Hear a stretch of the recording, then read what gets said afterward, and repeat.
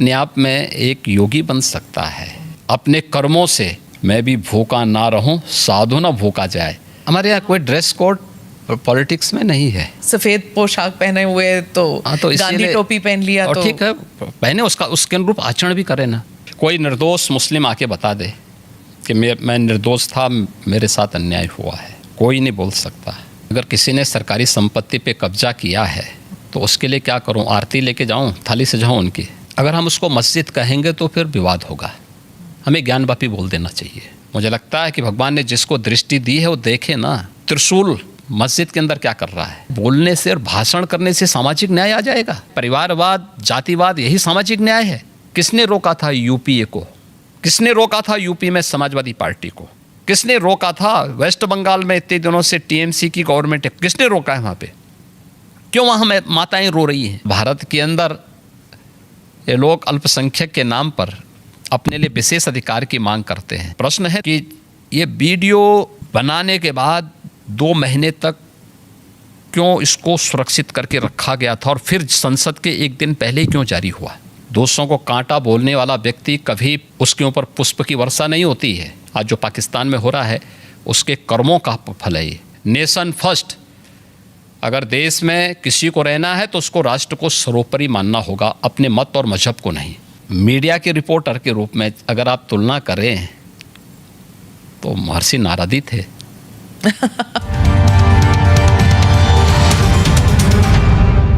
Namaste, Jai Hind. Welcome to another edition of ANI Podcast with Smita Prakash. This episode is being filmed in the city of Lucknow, which is the capital of the state of Uttar Pradesh. Before I introduce my guest, I am going to give you a quote from a bestseller book, The Monk Who Sold His Ferrari. According to this book, the secret to happiness is very simple. Find out what you love doing and then direct your energies towards that. My guest today did exactly that. He's a monk who found a purpose beyond divine pursuit. Yogi Adityanath is the 2-time Chief Minister of Uttar Pradesh, the state whose population is more than that of France, Germany and UK combined. With a population of 230 million, making up 17% of India's population, UP would be the world's 6th largest country by population if it were a real country. A state that was considered one of the most backward in India for over 100 years. A state that sent indentured labourers to British colonies when India was under colonial rule. Yet, it's also the state from where independent India got 9 of her prime ministers. Yogi Adityanath, the 2-term Chief Minister of the state, is a monk who wears his Hindu identity with pride. He's been pilloried for being majoritarian and riding roughshod with Muslims who constitute 19% of the population of Uttar Pradesh. For those viewers not familiar with Yogi Adityanath's political beginnings, Yogi ji ने 1996 में महंत अवैधनाथ के लिए चुनाव प्रचार शुरू किया। 1998 में महंत अवैधनाथ ने सक्रिय राजनीति से संन्यास लिया और अगले लोकसभा चुनाव के लिए उन्होंने योगी आदित्यनाथ को अपना उत्तराधिकारी और उम्मीदवार घोषित किया।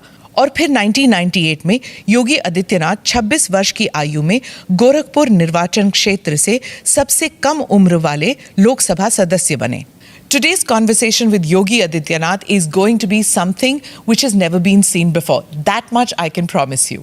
प्रणाम योगी जी, ANI पॉडकास्ट में आने के लिए धन्यवाद। आपके राजनीतिक जीवन के बारे में मैं पॉडकास्ट के दूसरे हिस्से में बात करूंगी। पहले मैं जानना चाहूँगी कि आप धर्म योगी कब, कैसे, क्यों बने?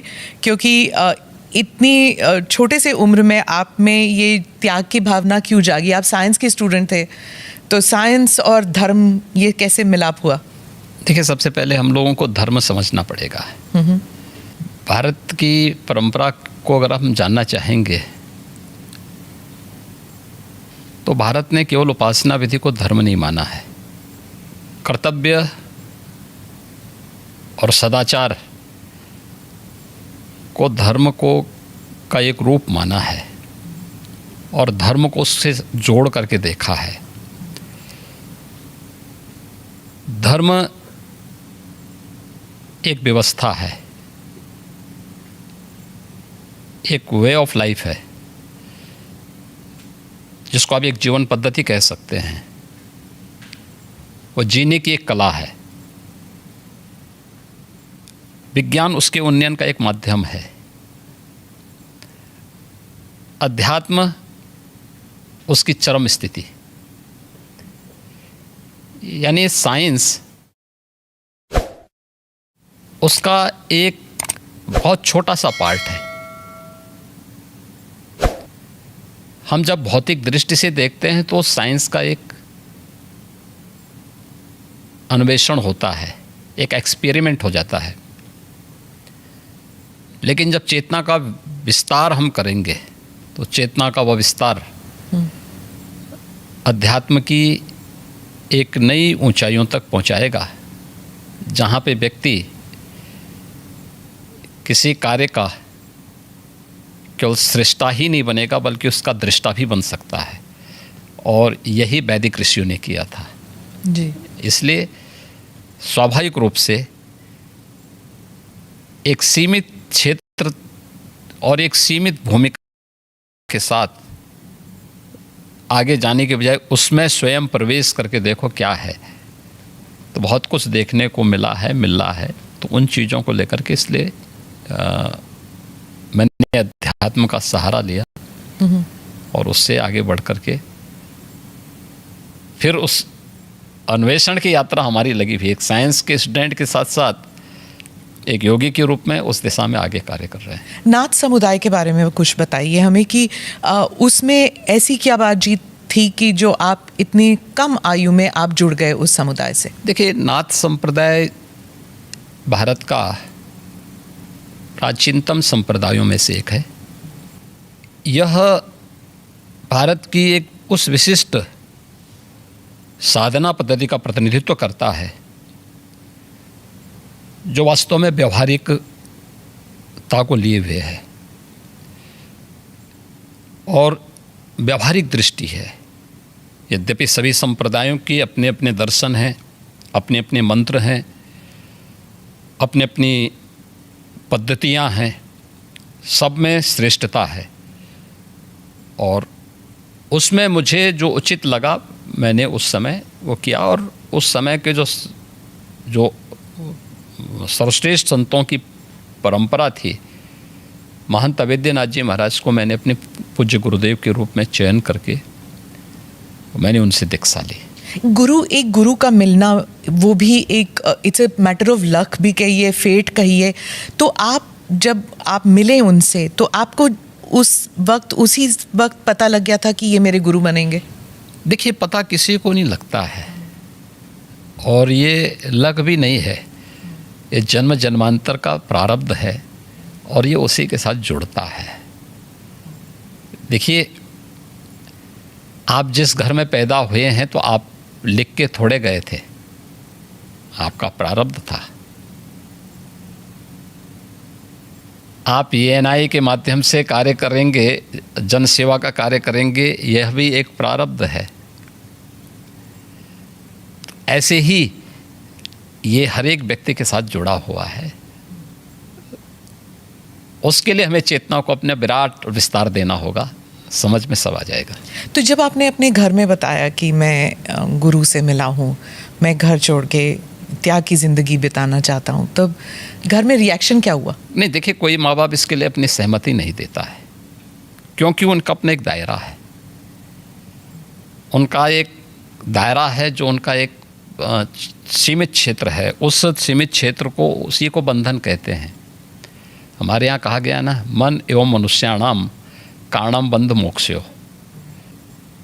व्यक्ति के बंधन और मोक्ष का कारण जो सोचता है कि मैं मेरा परिवार, ये जब भावना आती है ना तो व्यक्ति उस तक सीमित रहता है और यही उसके बंधन का कारण है।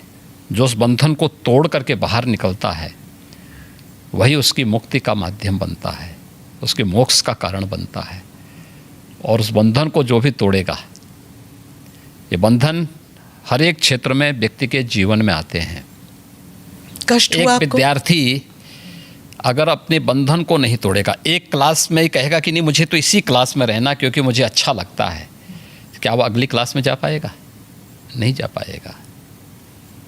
एक शिक्षक कहेगा कि नहीं मुझे तो जहाँ नियुक्ति मिली है मैं उसी रूप में, या कोई कार्मिक इसी रूप में कहेगा कि मुझे वहीं काम करना है, क्या वह आगे बढ़ पाएगा? नहीं बढ़ पाएगा। उसको एक बंधन तोड़ना होता है। एक क्लास में है, क्लास के बंधन को तोड़ करके अगली क्लास में जाता है, उसका प्रमोशन होता है।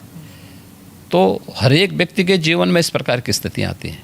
एक धर्म योगी से आप फिर राजनीति में आए, उस सफ़र के बारे में बताइए। और एक और सवाल मेरे मन में उठ रहा था, जैसे आप बता रहे थे कि एक इंसान जो दुनियादारी और बंधनों से आप निकल चुके हैं, तो उस वैराग्य से आप अगर राजनीति में आते तो उसमें कॉन्फ्लिक्ट नहीं हुआ आप में?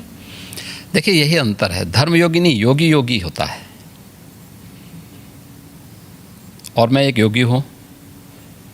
धर्म का मतलब केवल पूजा पद्धति नहीं है, कर्म भी। धर्म एक समग्र जीवन की पद्धति है। धर्म कर्तव्य के पथ की प्रेरणा देने वाला,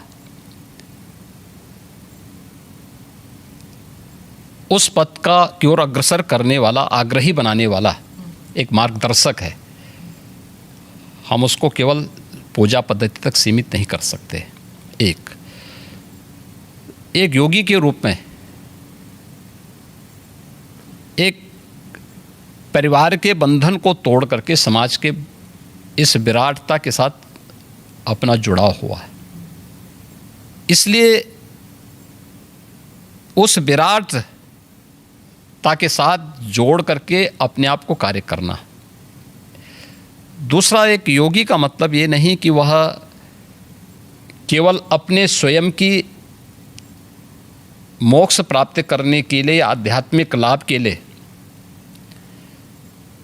वह अपने आप को सीमित कर ले। अगर समाज के सामने चैलेंज है, कोई चुनौती है, तो उस चुनौती से जूझने के लिए भी अपने आप को तैयार करें। याद रखना, साधना की जो सबसे पहली पद्धति आती है उसमें सेवा है। भक्ति के मार्ग का भी जो नवधा भक्ति की व्यवस्था की गई है भारत की संतों ऋषियों ने, उसमें पहला मार्ग सेवा है। कोई भी साधक सन्यासी या योगी बनता है तो उसके लिए सेवा के मार्ग का अनुसरण करके ही आगे की दीक्षा का मार्ग प्रशस्त हो पाता है। हम लोग भी जब एक योगी के रूप में सार्वजनिक जीवन में आए तो सार्वजनिक जीवन में किसी पद या प्रतिष्ठा के लिए नहीं, बल्कि इस कार्य के लिए आए कि नहीं, यह एक सेवा का माध्यम है और हम समाज के अंतिम पायदान पर बैठे हुए व्यक्ति की सेवा इस पद पर रह करके अंत्योदय कर सकते हैं, और उसी लक्ष्य को लेकर के व्यक्ति कार्य करता है। जी, मैं फिर से उसी बात पे आऊँगी। जब आप घर छोड़ के निकले थे, अभी हाल ही में हमने देखा एक फ़ोटो आपने ट्वीट किया था और वो वायरल भी हो गया था, जब आप अपने माता से मिलने गए थे। तो उस वक्त आपको कैसा लगा जब आप गए थे? देखिए, मैं कई वर्षों के बाद गया था जी। मेरे पिताजी का जो है देहांत 2020 में हो गया था। मैं उससे पहले उनसे या उस अपने परिवार के लोगों से कई वर्षों से नहीं मिल पाया था। संजोग से कोरोना कालखंड प्रारंभ हो चुका था, लॉकडाउन प्रारंभ हो चुका था, तो उनके अंतिम संस्कार कार्यक्रम में मैं भाग नहीं ले पाया था। आपके पिताजी के? हाँ। तो मुझे जब गत वर्ष अवसर मिला था तो मैं अपनी माँ से मिलने के लिए ज़रूर गया था। तो स्वाभाविक रूप से एक माँ और पुत्र के बीच में जो संवाद होने चाहिए वही संवाद वहाँ पे हुआ। आप उनके अंतिम संस्कार के लिए नहीं जा पाए, पर जब वो आपसे मिलने आते थे, आप उस वक्त चीफ मिनिस्टर थे, तो वो एक आम नागरिक की तरह आते थे, सीएम के पिता के रूप में नहीं आते थे? नहीं, यहाँ वो कभी नहीं आए। वो मुझसे मिलने के लिए, मेरी एक बार उनसे मुलाकात हुई थी नजीमाबाद में, और नजीमाबाद में मैं एक चीनी मिल के उद्घाटन में गया था। तो भाषण करते हुए मैंने देखा सामने जो है कोई बैठा है, तो मैं पहचान गया उनको। मैंने कहा ये तो मेरे पिताजी हैं लगता है। वो सभा के बीच में बैठे हुए थे। तो फिर मैंने सभा समाप्त होने के बाद अपने साथ के कुछ लोगों से कहा, मैंने कहा देखो यार वो आए हैं तो उनको बुलाओ, थोड़ा मुलाकात करते हैं। तो तब मेरी मुलाकात हुई थी। जी, आपकी छोटी बहन जो है उन्होंने एक इंटरव्यू में कहा था कि 30 साल उन्होंने आपको राखी नहीं बांधी। 2022 में एक इंटरव्यू में उन्होंने कहा कि कई वर्ष पहले जब उन्हें पता लगा कि आप घर छोड़ के आप योगी बनने के लिए निकले हैं, तो उन्होंने कहा कि वो भिक्षा मांगने वाले संतों में आपको ढूंढ रही थी और मिले नहीं आप उन्हें। बहुत मुश्किल हुआ होगा ना उन्हें? देखिए, ये सबके जीवन में आता है, लेकिन मुझे लगता है कि इन चीज़ों को हमें जो है केवल अपने स्वयं के स्मरण के लिए रखना चाहिए, और स्वाभाविक रूप से सबके जीवन में आता है। कई वर्षों के बाद जो है इस चीज़ें चलती रहती हैं। मुझे लगता है यही जीवन है। मैं एक इंटरव्यू का एक्सर्प्ट पढ़ना चाहती हूँ सर, क्योंकि ये हिंदी अखबार में छपा था और हमारे कई दर्शक हैं जो इंडिया से बाहर रहते हैं, वो शायद उन्होंने पढ़ा नहीं होगा।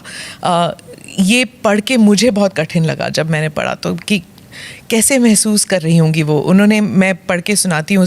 उन्होंने कहा, योगी के मुख्यमंत्री बनने के बाद कई लोग कहते थे कि आपको शर्म नहीं आती, आप मुख्यमंत्री की बहन हैं और बहन होकर आप चाय की दुकान चलाती हैं, इन हालतों में रहती हैं।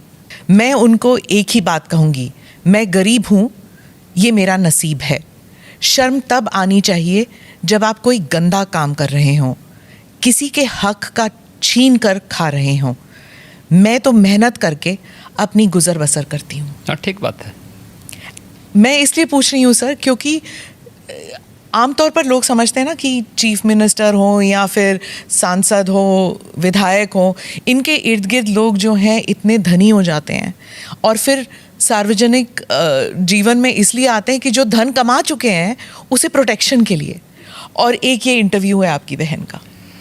देखिए, व्यक्ति को कभी भी धन और वैभव संतुष्टि नहीं दे सकती है, और मुझे लगता है कि सबसे बड़ा योगी वह है जो स्वयं की मेहनत से संतुष्ट है, स्वयं के परिश्रम से संतुष्ट है। दूसरों की मेहनत से कुछ प्राप्त करना और फिर उसको छीन लेना, ये तो डकैती है।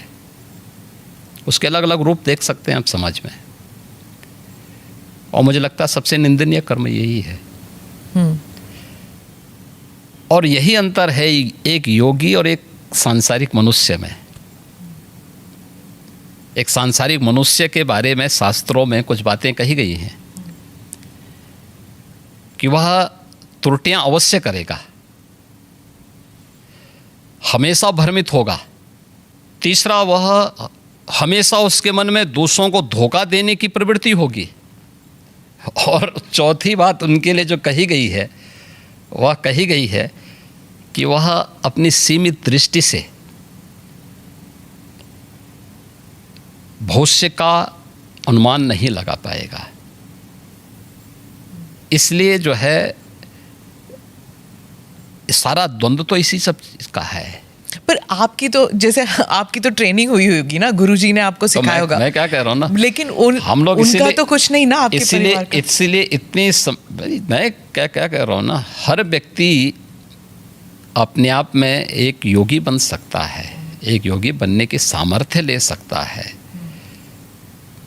अपनी मेहनत से, अपने कर्मों से हम जो कुछ अर्जित करें, मैं भी भूखा ना रहूं, साधु ना भूखा जाए, अगर ये भाव हर व्यक्ति के अंदर आ जाए तो फिर यह समग्रता सबकी संतुष्टि का कारण बन सकता है, सारे विवादों का समाधान कर सकता है। जब आप पीठाधीश बने, आपके भारत में और भारत से बाहर भी इतने अनुयायी हैं, तो उस वक्त आपको क्या ऐसा किसी ने कहा कि आप पीठाधीश होके भी तो सार्वजनिक कार्य कर सकते हैं, राजनीति में क्यों उतर रहे हैं? ये कोई बंधन थोड़ा है, ये कोई बंधन किसी के लिए नहीं है।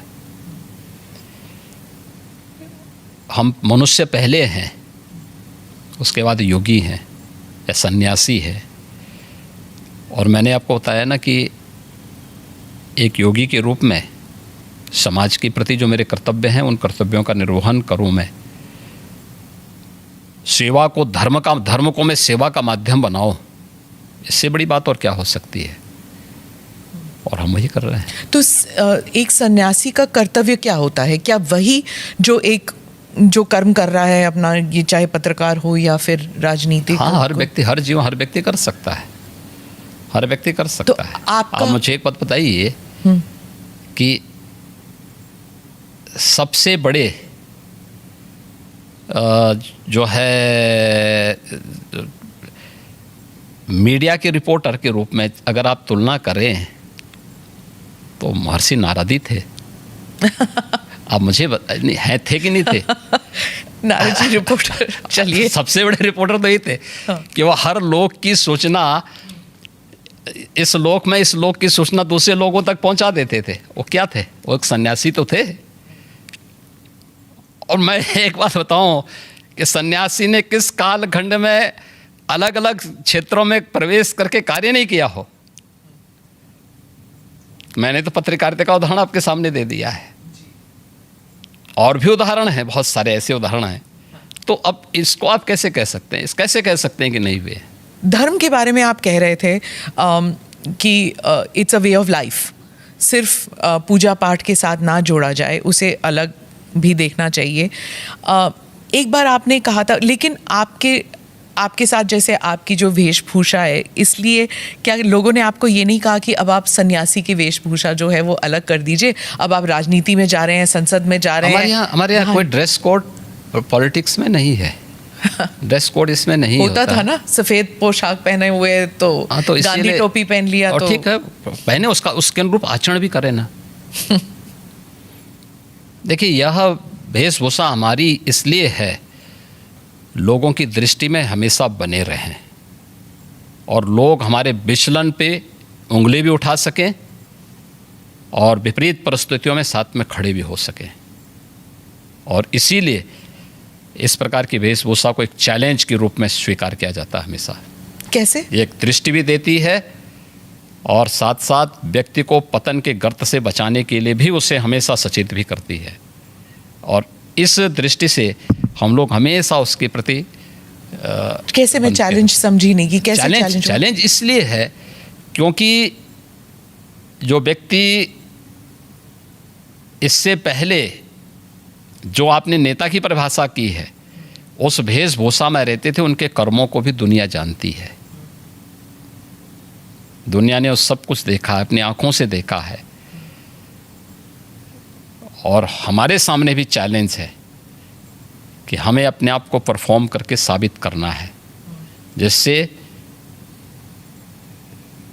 हमारी पार्टी को, हमारे नेतृत्व को और हमारे इस बाना को भी कटघरे में न खड़ा होना पड़े। पर जब आप भगवा वस्त्र धारण करके आप संसद में जाते हैं और उसके बाद आप चीफ मिनिस्टर बनते हैं, तो एक ग्रुप है जो समझता है कि ये बहुत ही राइट विंग है, ये बहुत ही हिंदुत्ववादी हैं और हर चीज़ को भगवा कर दिया, तो फिर मतलब it's only for Hindus, he is a chief minister only for Hindus. ये इंटरनेशनली भी लिखा जाता है, अखबारों में ऑपेड एडिट्स आते हैं कि ये बहुत ही एक्सट्रीम राइट विंग है, एक्सट्रीम हिंदुत्ववादी हैं। उनके कपड़ों से ही पता लग रहा है कि हर चीज़ भगवा है। देखिए, मैं पिछले 6.25 वर्ष से अधिक समय से उत्तर प्रदेश का मुख्यमंत्री हूँ जी। हमारी पार्टी और हमारे नेतृत्व ने मुझे 2017 में, मार्च 2017 में दायित्व दिया था। और 2017 से उत्तर प्रदेश में कोई दंगा तो नहीं हुआ।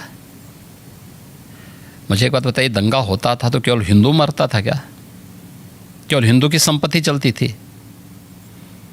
अगर दंगा होता था, अगर हिंदू मरता था तो मुस्लिम भी मरते थे। हिंदू व्यापारी की संपत्ति जलती थी तो उसके सटे हुए मुस्लिम व्यापारी की संपत्ति भी जलती थी। अगर गुंडे किसी हिंदू बेटी के लिए खतरा थे तो मुस्लिम बेटी के लिए भी उतना ही खतरा थे। कर्फ्यू लगता था और व्यापार प्रभावित होता था तो व्यापार तो पूरे बाजार का और पूरे मार्केट प्रभावित होती थी ना, एक व्यक्ति नहीं प्रभावित होता था। परसेप्शन खराब हुआ था तो यूपी का खराब हुआ था ना। पहचान का संकट यूपी के हर नागरिक के सामने आया था ना, केवल हिंदुओं के सामने नहीं आया था। इसलिए यह एक वह स्थिति है। 6 वर्ष में दंगा नहीं हुआ।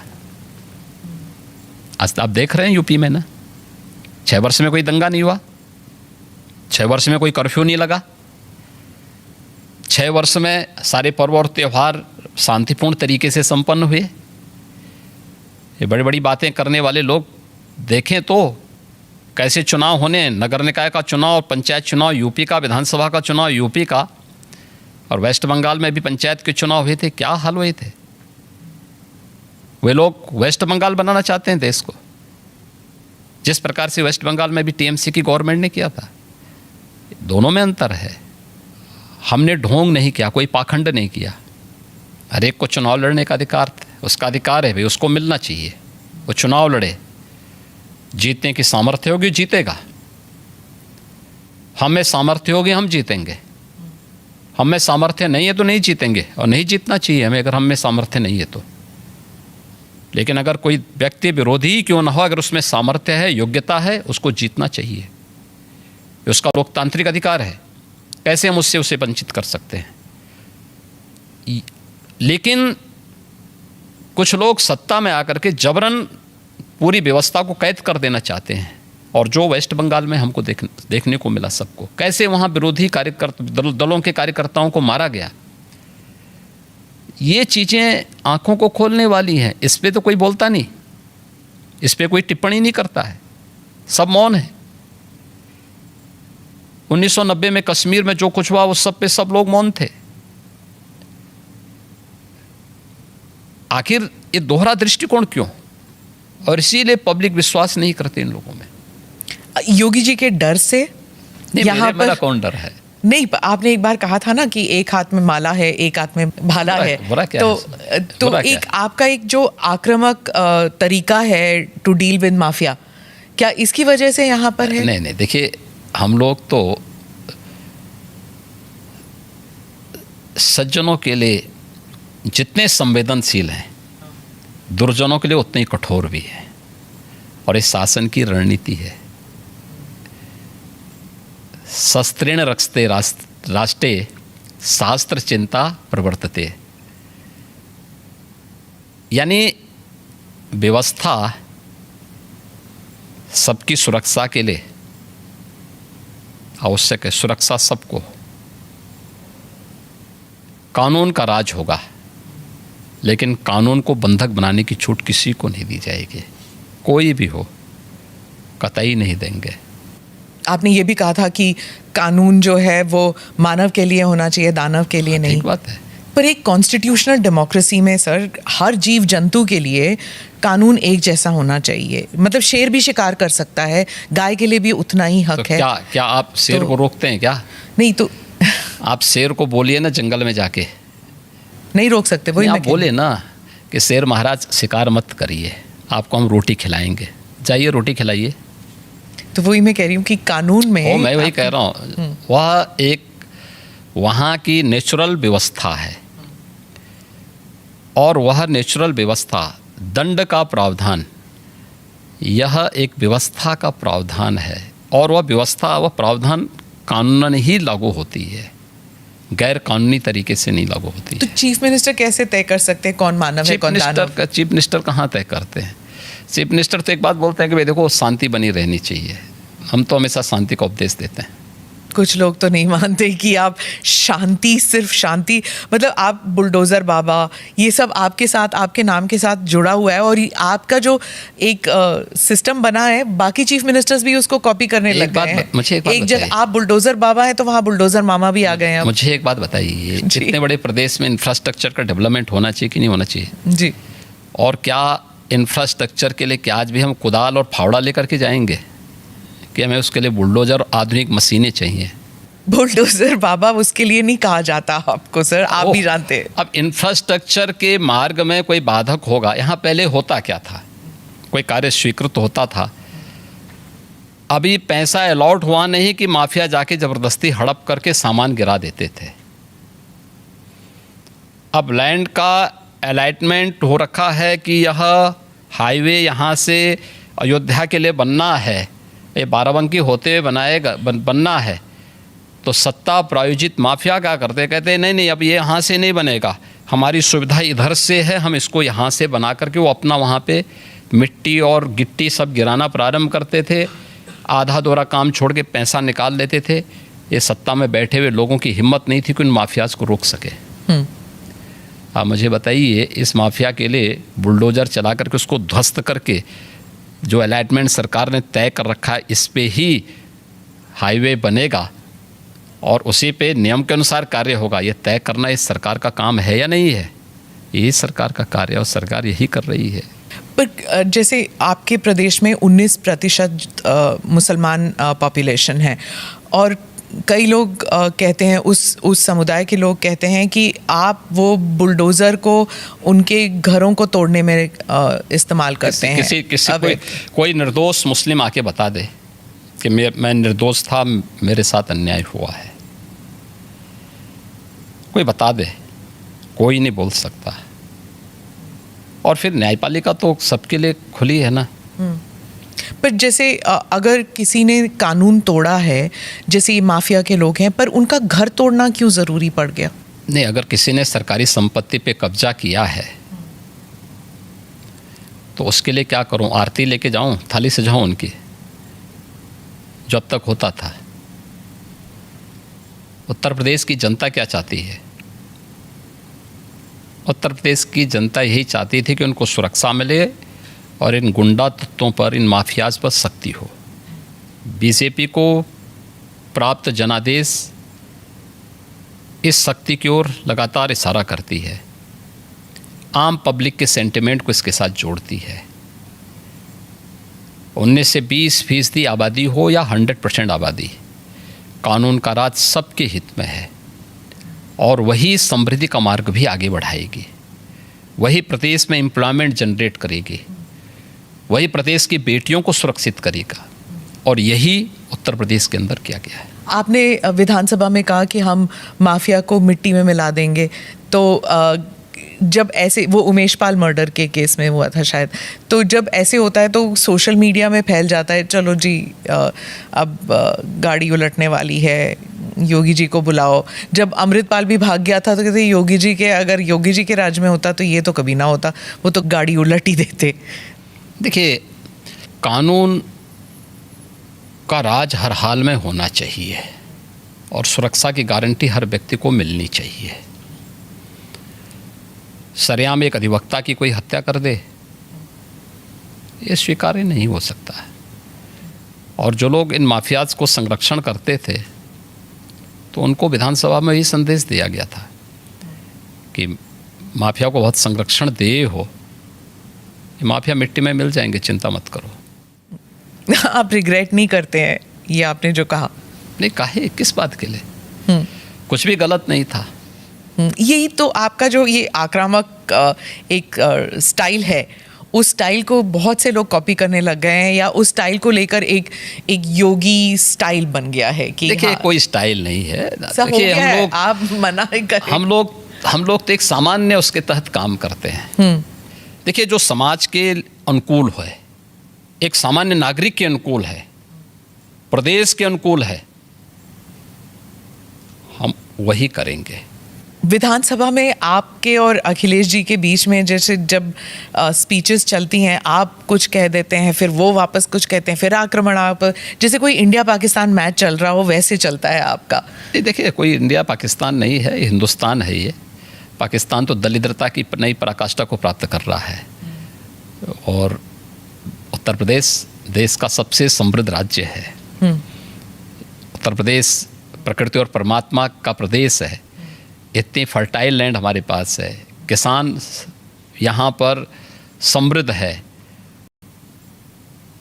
समृद्धि की ओर अग्रसर हो रहा है।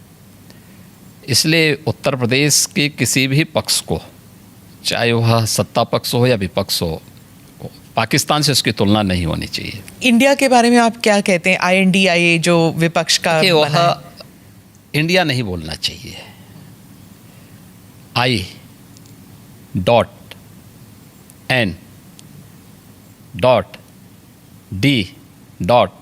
हर एक उसमें डॉट लग गया उसका।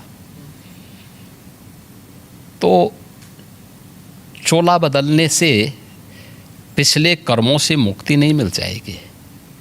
जनता तो पुराने करामातों को देख रही है, वह करामात यूपीए का हो, कांग्रेस का हो, सपा का हो, या फिर जो और लोग हैं, आम आदमी पार्टी का है, क्या गदर मचा रखी है इन लोगों ने, टीएमसी का हो, या जो भी, सबकी एक जैसी स्थिति है।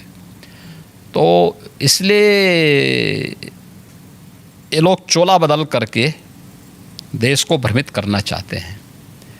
देश की जनता लोकतांत्रिक दृष्टि से बहुत परिपक्व है। आपको नहीं लगता कि जैसे विपक्ष कह रही कि बीजेपी डर गई जब ये आईएनडीआई का गठन हुआ, तो वो डर के मारे एनडीए को फिर से उजागर करने की कोशिश कर रहे हैं? कैप्टन कौन है? हमारे कैप्टन तो मोदी जी हैं।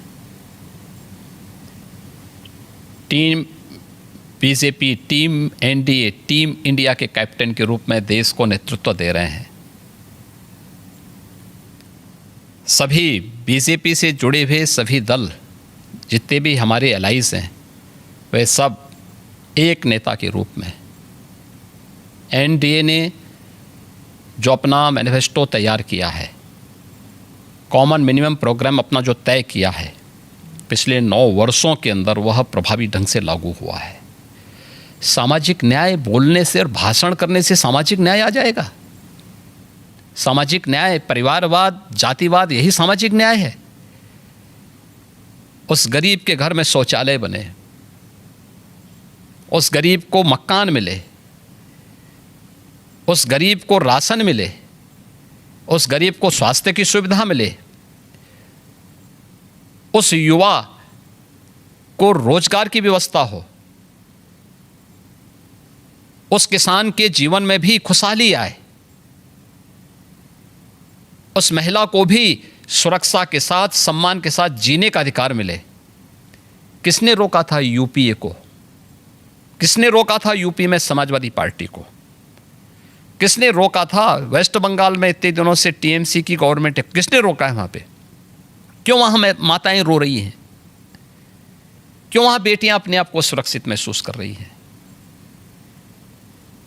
आखिर क्यों नहीं कांग्रेस ने 60 वर्षों में जिन 4 करोड़ गरीबों को मोदी जी ने मकान दिए हैं, किसने रोका था कांग्रेस को देने से? किसने रोका था 12 करोड़ गरीबों को शौचालय देने से? 10 करोड़ गरीबों को आज जो उज्ज्वला योजना की फ्री में सिलेंडर मिले हैं, किसने रोका था? ये हाथ में स्मार्टफोन और टैबलेट पकड़े हुए आज का हमारा स्मार्ट युवा, स्मार्ट बनाने से इसको रोका किसने आज़ादी के बाद 60 वर्षों तक? ये कांग्रेस। यही तो कर रहे थे लोग। देश को लोकतंत्र के नाम पे जड़ता पैदा की थी इन लोगों ने, जातिवाद को बढ़ावा दिया था, परिवारवाद को आगे बढ़ाया था। आज मोदी जी के नेतृत्व में पिछले 9 वर्ष में देश में क्रांतिकारी परिवर्तन हुआ है, ऐतिहासिक परिवर्तन हुआ है। दुनिया आज भारत की तरफ देख रही है, भारत के प्रति दुनिया के नज़रिए बदले हैं। इन चीज़ों को भी तो इनको समझना चाहिए। आपने कहा था कि आपके राज्य में अब युवाओं के हाथ में, एक हाथ में, पहले हाथ में तमंचा हुआ करता था, अब टैबलेट है। तो आप तमंचा किसके बारे में बात कर रहे थे? सपा शासन? सपा के सरकार में यही होता था, क्योंकि कोई रोजगार तो होता नहीं था। नौकरियां निकली तो सत्ता से जुड़े हुए दलाल बैग लेकर के प्रदेश में घूमने निकल जाते थे वसूली में। सबकी पर्चियां जाती थीं, फिर उसी के हिसाब से नियुक्तियां होती थी, फिर न्यायालय उसमें रोक लगाती थी। उत्तर प्रदेश में जब 2017 में भारतीय जनता पार्टी की सरकार बनी थी, उत्तर प्रदेश का पुलिस बल देश का सबसे बड़ा पुलिस बल है, और इस पुलिस बल में 1.5 लाख पुलिस कार्मिकों की जगह खाली थी। अनुमान करिए कैसे चलता रहा होगा ये प्रदेश। मैंने मार्च 17 में पूछा, मैंने कहा भी ये जो है इतने पद खाली पड़े हुए हैं तो भर्ती के लिए क्या हुआ? कहा साहब कोर्ट की रोक है। कोर्ट की रोक क्यों है? फिर न्यायालय ने कोई कारण से रोका होगा ना। तो फिर बताया गया कि सब जो है प्रक्रिया गलत थी। मैंने कहा गलत क्या थी बताओ मुझे। जब भर्ती बोर्ड को मैंने बुलाया, उन्होंने कहा साहब इसमें लीकेजेज की ये संभावनाएं थी। तो मैंने कहा न्यायालय ने ठीक तो किया था। हमने यूपी पुलिस में पिछले 5 वर्ष में 1,65,000 पुलिस की भर्ती की प्रक्रिया को बिना किसी रुकावट के पूरी की है। वे सभी नौजवान, जिसमें 20% महिला पुलिस कार्मिक भी हैं। ये केवल उसी में नहीं, शिक्षकों की भर्ती में भी। आप सोचिए, बेसिक शिक्षा में 1.5 लाख पद खाली थे। हमने उस प्रक्रिया को 1,64,000 से अधिक भर्ती शिक्षकों की भी पूरी की है। बेसिक और सेकेंडरी एजुकेशन की बात कर रहा हूँ मैं। हायर एजुकेशन और टेक्निकल एजुकेशन की या मेडिकल एजुकेशन की भी मैंने चर्चा नहीं की है, ये भर्ती अलग है। और ये सभी प्रक्रियाएं पूरी पारदर्शी तरीके के साथ, पूरी शुचिता के पूर्ण तरीके से संपन्न हुई हैं। तो महिला सुरक्षा की बात आप कर रहे थे, तो ऐसे भी होता था उत्तर प्रदेश में, मैंने खुद कवर किया है कि अगर कोई पीड़िता दलित थी तो वो पुलिस स्टेशन में जाके अपना एफआईआर नहीं दर्ज कर सकती थी क्योंकि वहाँ पर कोई यादव एसएचओ था। ये सब उत्तर प्रदेश में बहुत मान्यता रखते क्योंकि गांव-गांव में ये जातिवाद जो है वो इतना हावी था। आज ऐसा नहीं है। आज देखिए, हमने यूपी में मिशन शक्ति का एक अभियान चलाया है। आप आश्चर्य करेंगे कि हमारे पास जब 17 में हम आए थे तो मात्र 10,000 महिला पुलिस अधिकारी और कर्मचारी थे। कुल कार्मिकों की संख्या हमारे पास 10,000 थी। आज हमारे पास यह संख्या 40,000 है। और हमने एक मानसिकता भी थी कि उन महिला कार्मिकों को फिर ड्यूटी नहीं दी जाती थी, क्योंकि यूपी के अंदर ऐसा माहौल था, लोग इतने भयभीत थे, कहते थे कि आप महिला पुलिसकर्मी, महिला पुलिस अधिकारी फील्ड में जाकर के क्या अपराधियों को फेस कर पाएंगे? उन्हीं की सुरक्षा की। मैं वही कह रहा हूँ, ये भी भाव था।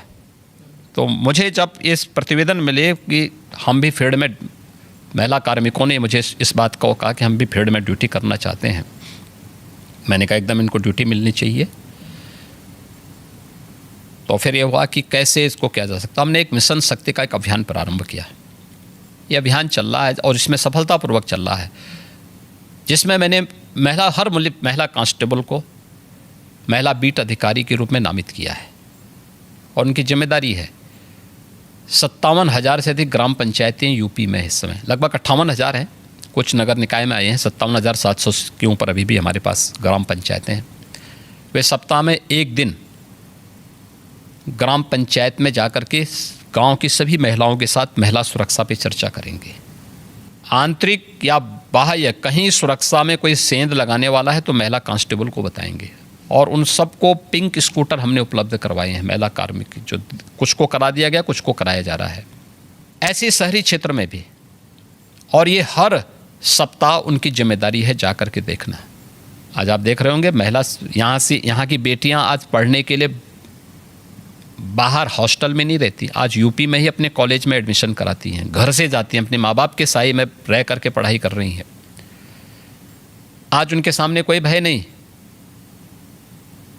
और अगर किसी ने महिला सुरक्षा में सेंध लगाने का प्रयास किया तो कठोरतापूर्वक वे बेटियां स्वयं निपट लेती हैं फिर उनसे। ये माहौल हमें पैदा करना पड़ेगा। ये जो INDI ग्रुपिंग बनी है, ये महिला सुरक्षा 2024 तक महिला सुरक्षा को एक बहुत बड़ा इशू बनाएगी, क्योंकि मणिपुर में जो गैंग रेप जो मसला हुआ था उसको लेकर कहेगी कि मोदी सरकार बेटी बचाओ बेटी पढ़ाओ ज़रूर कहती है, लेकिन महिला सुरक्षित नहीं है और मणिपुर का किस्सा उठाएगी। तो तब आप बैकफुट पे तो चले गए ना, क्योंकि कैसे एक्सप्लेन कर सकेंगे? देखिए, एक बात हम सबको समझनी होगी। भारत की लोकतांत्रिक व्यवस्था में हर संवैधानिक संस्था की अपनी लक्ष्मण रेखा है, और जब भी उसका अतिक्रमण होगा तो दुर्भाग्य से इस प्रकार की स्थितियां बनती हैं। मणिपुर के लिए आप केंद्र और राज्य सरकार को दोषी तो ठहरा रहे हैं। मणिपुर में शांति होनी चाहिए,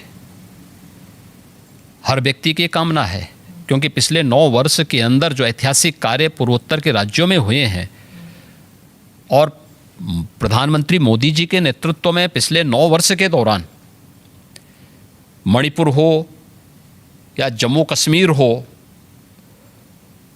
जिस प्रकार से शांति बहाली वहाँ हुई और राष्ट्र की मुख्य धारा से क्षेत्र जुड़े हैं, ऐतिहासिक है। आज़ादी के बाद पहली बार अरुणाचल, नागालैंड, मिजोरम, मेघालय, मणिपुर, त्रिपुरा, असम, ये सभी मुख्य धारा के साथ जुड़कर के विकास की प्रक्रिया के साथ तेजी के साथ आगे बढ़े थे। दुर्भाग्य से पड़ोसी मुल्कों के द्वारा जिस प्रकार की साजिशें कभी कभी रची जाती हैं, और लगातार नॉर्थ ईस्ट के मामले में तो इसके साक्ष्य हैं, कहीं ना कहीं जब किसी स्तर पर अनावश्यक लक्ष्मण रेखा का अतिक्रमण करके कार्यपालिका के कार्य में जब कोई संवैधानिक मशीनरी अनावश्यक रूप से हस्तक्षेप करेगी, जो काम संसद का है, जो काम कार्यपालिका का है, उसमें हस्तक्षेप होगा, तो इस प्रकार की दुर्भाग्यपूर्ण स्थिति बनती है। आप विश्वास करिए, मणिपुर में फिर से शांति बहाली होगी और वहाँ पर बीजेपी की गवर्नमेंट जिस विकास की प्रक्रिया को आगे बढ़ा रही थी, प्रक्रिया आगे बढ़ेगी, तेजी के साथ आगे बढ़ेगी। पूर्व सेनाध्यक्ष, कांग्रेस हो या यूपीए हो या INDIA जो ग्रुप है, ये जो ... ग्रुप है, यह ग्रुप अपने यहाँ देखे ना, बेटी मणिपुर की हो या राजस्थान की, यूपी हो या बिहार या वेस्ट बंगाल, हर बेटी को सुरक्षा मिलनी चाहिए, हर नागरिक को सुरक्षा मिलनी चाहिए, और ये किसी भी सरकार की सर्वोच्च प्राथमिकता होनी चाहिए। लेकिन प्रश्न है, देश की जनता भी करना चाहेगी इन लोगों से कि ये वीडियो बनाने के बाद 2 महीने तक क्यों इसको सुरक्षित करके रखा गया था, और फिर संसद के एक दिन पहले ही क्यों जारी हुआ, जिस दिन संसद चलनी थी उसी दिन क्यों जारी हुआ? इसके पीछे क्या साजिश नहीं दिखती है? अस्थिरता पैदा करना इसका उद्देश्य नहीं है। इसके नाम पे भारत को बदनाम करना और भारत की लोकतांत्रिक व्यवस्था को बदनाम करने की इसकी साजिश नहीं है। जो लोग अपने यहाँ लोकतंत्र बहाली नहीं कर पाते, लोकतंत्रवादियों को कुचलते हैं, उन लोगों की साजिश इसके पीछे है, और उसका मोहरा कुछ चुनिंदा लोग बन रहे हैं। क्या ये सब दिखाई नहीं देता है? ये सब स्पष्ट है। हम लोगों को इन चीज़ों को भी देखना होगा, और इससे सतर्क होकर के ही हम शांति भी बहाली करेंगे।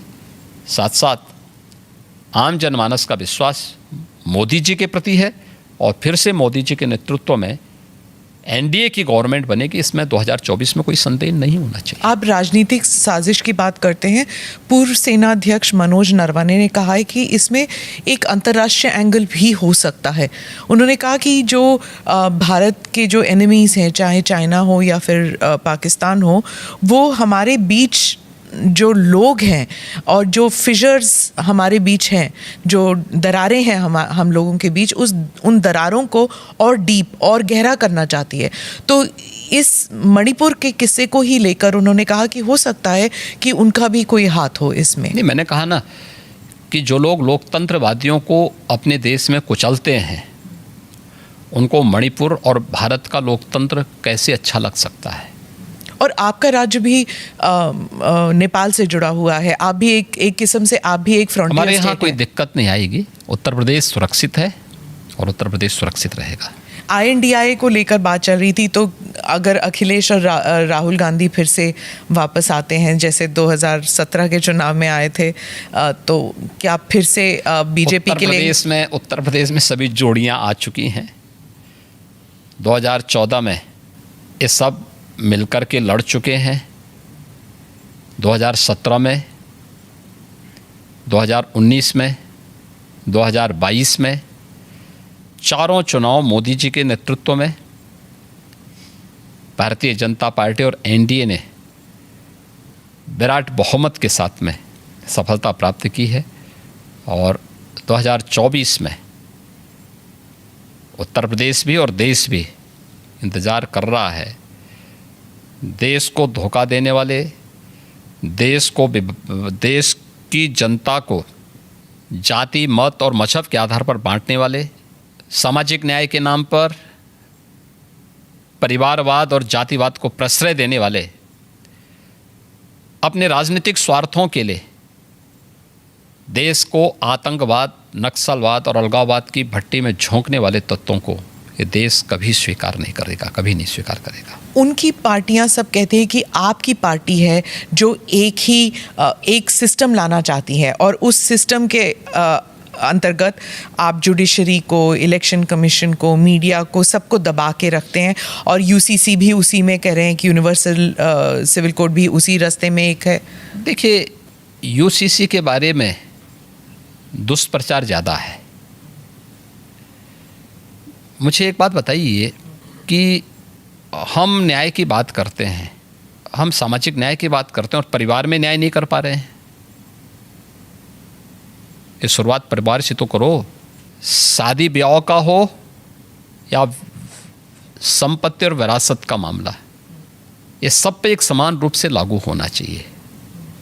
वन नेशन वन लॉ की थ्योरी लागू तो होनी ही चाहिए। अगर एक देश के नागरिक हैं, और दुर्भाग्य है कि दुनिया के अंदर अल्पसंख्यक समुदाय अपने लिए विशेष अधिकार की मांग नहीं करता, वो बहुसंख्यक समाज के साथ जुड़ने की बात करता है। और भारत के अंदर ये लोग अल्पसंख्यक के नाम पर अपने लिए विशेष अधिकार की मांग करते हैं। भारत के कानून को हर एक को स्वीकार करना चाहिए और उसी में सबकी सुरक्षा और सबकी समृद्धि निहित है। जी, मैं वापस उत्तर प्रदेश पे आती हूँ। राम मंदिर, लोग कहते हैं कि आपके भाग्य में ही शायद लिखा था कि मंदिर आपके कार्यकाल में होगा। गोरखनाथ पीठ और अयोध्या मंदिर, इसका संबंध अगर आप हमारे दर्शकों को बताएं। देखिए, प्रधानमंत्री मोदी जी ने आज़ादी के अमृत महोत्सव को जिस भव्यता और दिव्यता के साथ आयोजित किया है, देखिए, जब ये देश 1947 में आज़ाद हुआ था, दुर्भाग्य से उसके एक दिन पहले देश का दुर्भाग्यपूर्ण विभाजन भी हुआ। बहुत सारे लोग देश की आज़ादी के जश्न में उस समय शामिल नहीं हो पाए होंगे, या उस समय के कोई चश्मदीद आज के दिन पे बताने की स्थिति में नहीं रहता है। बहुत कम लोग होंगे जिनको उस समय की घटनाओं के बारे में इस प्रकार की स्थिति जानकारी होगी। लेकिन हम सब कह सकते हैं, आज की हर पीढ़ी का हर नागरिक कह सकता है कि जब ये देश अपनी आज़ादी के 75 वर्ष पूरा किया था, तब हमने देश के जश्न के साथ सहभागिता की थी। हर घर पे तिरंगा पहना करके, हर ग्राम पंचायत और हर नगर निकाय कह सकता है कि साहब हम भी भागीदार बने थे, क्योंकि हमारे घर में अमृत महोत्सव हमारे गांव में बना हुआ है, हमारे नगर में बना हुआ है।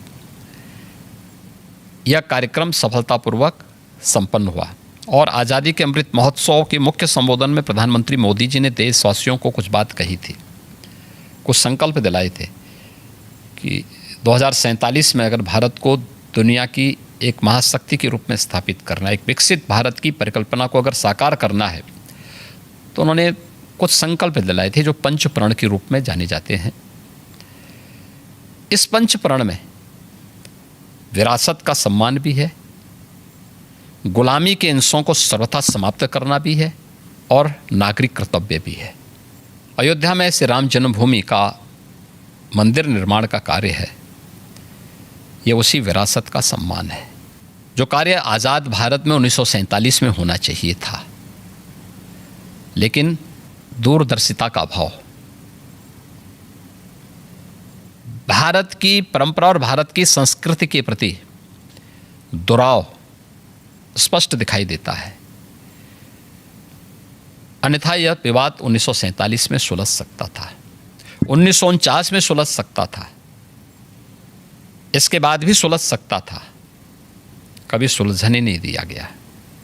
आखिर यह आज कैसे सुलझ गया? कोई विवाद तो नहीं हुआ, बड़ी बड़ी दावे लोग करते थे, कुछ भी तो नहीं हुआ, शांति बनी हुई है उत्तर प्रदेश में तो। और ये मेरा सौभाग्य है कि जब एक और प्रधानमंत्री मोदी जी के नेतृत्व में, उनके मार्गदर्शन में अयोध्या में भगवान राम का भव्य मंदिर का निर्माण कार्य श्री राम जन्मभूमि तीर्थ क्षेत्र ट्रस्ट के द्वारा संपन्न किया जा रहा है, बनाया जा रहा है और देश भर से सहयोग मिल रहा है, तो स्वाभाविक रूप से एक मुख्यमंत्री के साथ साथ एक भगवान राम के एक भक्त के रूप में भी 3 पीढ़ियों का प्रतिनिधित्व करने का मुझे अवसर मिल रहा है। 3 पीढ़ी कैसे? मेरे पूज्य दादा गुरु जो थे महंत दिग्विजय नाथ जी, 1949 में उस अभियान के हिस्से थे जब रामलला का प्रकटीकरण हुआ था, और उस समय की कांग्रेस की सरकार ज़बरदस्ती रामलला को राम जन्मभूमि से हटाना चाहती थी। और फिर उसके बाद के आंदोलन का पूरा जो भी उस समय सपोर्ट था वह गोरक्षपीठ से उपलब्ध कराया गया था। उस समय जो केस दायर हुए थे उन सभी चीज़ों की उपलब्धता वहाँ से हुई थी। 1983-84 में जब श्री राम जन्मभूमि मुक्तियज्ञ समिति बनी थी, राम जन्मभूमि मुक्ति के लिए, तो उसका नेतृत्व मेरे पूज्य गुरुदेव महंत विद्यानाथ जी महाराज ने किया। उस पूरे आंदोलन का नेतृत्व राष्ट्रीय स्वयंसेवक संघ और विश्व हिंदू परिषद के नेतृत्व में, मार्गदर्शन में, पूज्य संतों के मार्गदर्शन में उसका नेतृत्व उन्होंने किया। और जब राम जन्मभूमि में भव्य मंदिर निर्माण की आधारशिला प्रधानमंत्री मोदी जी के कर कमलों से रखी गई, तब प्रदेश का मुख्यमंत्री मैं स्वयं था। तो मेरे लिए तो ये बहुत ही गौरवपूर्ण क्षण था और स्वाभाविक रूप से एक आत्मिक संतुष्टि का भी माध्यम बना कि एक तरफ करोड़ों लोगों के जीवन में परिवर्तन लाने के लिए शासन की योजनाओं को उन तक पहुंचाने का आनंद भी मिलता है, और दूसरी तरफ विरासत का सम्मान भी हम इस रूप में कर पा रहे हैं। ज्ञानवापी काशी विश्वनाथ मंदिर, आप पहले चीफ मिनिस्टर हैं जब जो अपने कार्यकाल में 100 बार आपने दर्शन किए हैं काशी विश्वनाथ मंदिर। क्या ज्ञानवापी मस्जिद को लेकर, मैं इसलिए पूछ रही हूँ जैसे क्योंकि आप गोरखनाथ पीठ के पीठाधीश के नाते भी पूछ रही हूँ, क्या इस प्रॉब्लम का कोई सोल्यूशन है? देखिए, अगर हम उसको मस्जिद कहेंगे तो फिर विवाद होगा। हमें ज्ञानवापी बोल देना चाहिए। वो ज्ञानवापी है और माननीय न्यायालय में गया है। माननीय न्यायालय स्वयं देख लें, अगर वहाँ साक्ष्य हैं, भौतिक साक्ष्य हैं, शास्त्रीय प्रमाण होंगे, अन्य पुरातात्विक प्रमाण भी होंगे, तो स्वाभाविक रूप से इस पे निर्णय होना चाहिए। और मैं अपील करूंगा मुस्लिम समाज से भी, देखिए हमें आज विकास के बारे में चर्चा करनी चाहिए। पाकिस्तान की दुर्गति और उसकी दलिद्रता और उसकी छीना झपटी आप देख रहे होंगे, क्या दुर्गति प्राप्त कर रहे हैं। दूसरों को कांटा बोलने वाला व्यक्ति कभी उसके ऊपर पुष्प की वर्षा नहीं होती है, उन कांटों से ही उसके शरीर भी छलनी छलनी होते हैं। आज जो पाकिस्तान में हो रहा है उसके कर्मों का फल है ये। आज जो भूखमरी का शिकार पाकिस्तान बना हुआ है, यह अपने कर्मों का फल भोग रहा है। इसलिए पुरानी गलतियों की पुनरावृत्ति न होने दें। बहुत शांतिपूर्ण तरीके से उपलब्ध साक्ष्य जो इस बात को प्रमाणित करते हैं। मुझे लगता है कि भगवान ने जिसको दृष्टि दी है वो देखे ना। त्रिशूल मस्जिद के अंदर क्या कर रहा है? हमने तो नहीं रखे ना, वहाँ तो सुरक्षा है, सेंट्रल फोर्सेज है, उनके मुतवल्ली हैं, ताला चाबी उनके पास रहती है। त्रिशूल कैसे वहाँ बने हुए हैं? ज्योतिर्लिंग हैं, देव प्रतिमाएं हैं, पूरी दीवारें चिल्ला चिल्ला के क्या कह रही हैं। और उसके बाद भी हम जानबूझ करके, देखिए एक होता है कि जन्म से दिखाई नहीं देता है, हम मान सकते हैं कि दिव्यांग है, जन्मांध है, दृष्टिबाधित है, एक जानबूझ करके ढोंग करे। जो दृष्टिबाधित है उसको दिशा दिखाई जा सकती है, लेकिन जो ढोंग कर रहा है उसको कोई दिखा नहीं सकता है। आप ढोंगी किसे कह रहे हैं? मैं इसीलिए कह रहा हूँ ना, जो उन प्रमाणों को नकार रहा है, उन प्रमाणों के बाद भी ये कहता है कि नहीं साहब, तो ज़बरदस्ती वाली बात करते हैं। देखिए, आप इतिहास में तोड़ मरोड़ कर सकते हैं, लेकिन उन ऐतिहासिक साक्ष्यों के साथ नहीं जो वहाँ की दीवारें चिल्ला चिल्ला के कहती हैं। और उन ऐतिहासिक साक्ष्यों को भी देखने की आवश्यकता है। और मुझे लगता है कि ये प्रस्ताव मुस्लिम समाज की तरफ से आना चाहिए कि साहब ऐतिहासिक गलती हुई है और उस गलती के लिए हम चाहते हैं समाधान हो। आपने मुस्लिम समुदाय के साथ कोई देखिए, हमने अपनी तरफ से कोई पहल नहीं की है। वे पहल करना चाहेंगे तो ज़रूर विचार करेंगे। जी, आपने पाकिस्तान का जिक्र किया योगी जी। एक और बात चर्चा में आई है, वो सीमा हैदर का जो केस है। उन्होंने अपील भी किया है, योगी जी और मोदी जी, आप दोनों मुझे वापस मत भेजिए, मैं पाकिस्तान वापस नहीं जाना चाहती। पबजी के माध्यम से ये रिवर्स लव जिहाद कहा जा रहा है, कुछ लोग इसे वो टर्म दे रहे हैं। देखिए, ये सुरक्षा एजेंसियां उसको देख रही हैं और जो भी रिपोर्ट आएगी उसके अनुसार बाद में उसमें विचार करेंगे। एक भारत से भी एक लड़की जो है वो पाकिस्तान चली गई और उसने भी अपना देख रहे हैं, सुरक्षा एजेंसियां उसको देख रही हैं। 2 देशों से जुड़ा हुआ मामला है और संबंधित एजेंसियां इसमें काम कर रही होंगी। सर, एक मैं सवाल पूछूंगी कि साउथ एशिया में भारत का रोल आप क्या विजन करते हैं कि क्या होना चाहिए? क्योंकि बहुत से लोग कहते हैं कि हम विश्व गुरु का जो सपना देख के चले हैं वो थोड़ा ओवर एम्बिशियस है। तो साउथ एशिया में और ग्लोबली आपका विजन क्या है भारत? देखिए, मैंने कहा ना, पिछले 9 वर्ष में प्रधानमंत्री मोदी जी के नेतृत्व में भारत ग्लोबल लीडर के रूप में स्थापित हुआ है। कोई संदेह नहीं कि प्रधानमंत्री मोदी जी के नेतृत्व में अगले 3 वर्षों के अंदर भारत दुनिया की तीसरी बड़ी अर्थव्यवस्था के रूप में स्थापित न हो जाए, जरूर होगा। दुनिया के अंदर भारत की अपनी एक पहचान बनी है।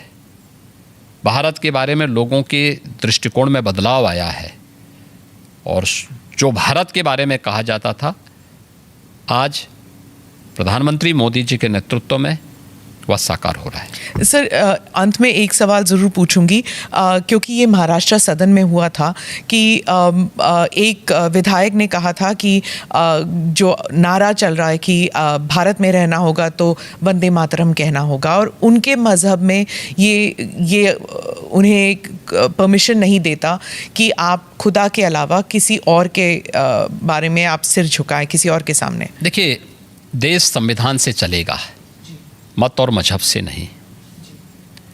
देखिए, मैं ईश्वर का भक्त हूँ, ईश्वर में अगाध निष्ठा रखता हूँ, लेकिन किसी पाखंड में विश्वास नहीं करता हूँ। आपने देखा होगा, जब मुझे हमारी नौकरशाही ने कहा कि नोएडा लोग नहीं जाते, चीफ मिनिस्टर को नहीं जाना चाहिए, मैं उसको उल्लंघन करके नोएडा गया, कई बार गया, आधा दर्जन बार जा चुका हूँ। दूसरी बार मुझे कहा गया कि रात्रि में सीएम को बिजनौर में निवास नहीं करना चाहिए, तो मैं जानबूझ करके वहाँ रुका और मैंने पूछा, मैंने कहा भी क्यों नहीं निवास करना चाहिए? तो उन्होंने कहा, साहब दोबारा सीएम नहीं बन सकता है। तो मैंने कहा, मैं दोबारा भी सीएम बनूंगा, चिंता मत करो। दूसरा सवाल ये नहीं है, सवाल ये है कि मैं प्रदेश का सीएम हूँ। आप ये बोलिए ना कि साहब वहाँ रहने की व्यवस्था नहीं है, तो जो भी गेस्ट हाउस होगा उसी में रहेंगे ना, आखिर कोई तो रहता होगा। एक कमरा चाहिए मुझे, तो सोने के लिए एक तख्ता चाहिए, ओढ़ने के लिए एक कंबल चाहिए, तो कुछ चाहिए थोड़ा है। तो इसमें जो है, क्यों आप इस प्रकार की बातें करते हैं? मैं गया था, रुका था वहाँ पे। ऐसे ही आगरा के सर्किट हाउस के बारे में कहा जाता था, यानी मुझसे पहले पता नहीं कोई सीएम रुका कि नहीं रुका, लेकिन कि वहाँ सर्किट हाउस में जो सीएम रुकता है वो अपशकुन हो जाता है। तो मैंने कहा भी क्या अपशकुन होता है? उन्होंने कहा, साहब जो है उसकी कुर्सी चली जाती है। तो मैंने कहा, जो कुर्सी कल जानी वो आज चली जाए, लेकिन मैं रात्रि को रुकूंगा यहीं। फिर किसी ने कहा, साहब यहाँ पे प्रेत आत्माएं आई हैं। तो मैंने कहा, कम से कम उनसे वार्ता करने का अवसर मिलेगा ना रात्रि में। तुम सब सो जाओगे तो कम से कम किसी से बातचीत तो करूँगा रात्रि में कि भाई कौन है, क्या है।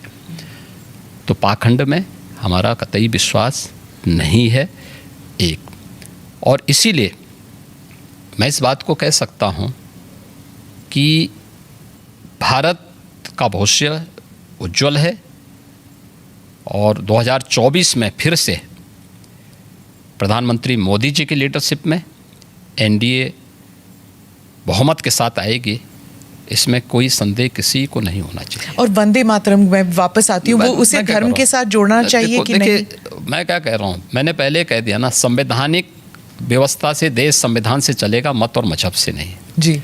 आपका मत, आपका मजहब अपने तरीके से होगा, अपने घर में होगा, अपने मस्जिद, अपने इबादत गाह तक होगा, सड़क पे प्रदर्शन करने के लिए नहीं। और इसको आप जो है किसी भी अन्य तरीके से दूसरे पे थोप नहीं सकते हैं। नेशन फर्स्ट, अगर देश में किसी को रहना है तो उसको राष्ट्र को सर्वोपरि मानना होगा, अपने मत और मजहब को नहीं। और मत और मजहब सेकेंडरी प्रश्न है, नेशन फर्स्ट है। धन्यवाद योगी जी, आप ANI के साथ बात करने के लिए। बहुत बहुत धन्यवाद। Thank you for watching or listening to this episode of ANI podcast with Smita Prakash. Hope you liked it as much as I enjoyed speaking with the Chief Minister of Uttar Pradesh. Do like or subscribe on whichever channel you have seen this or heard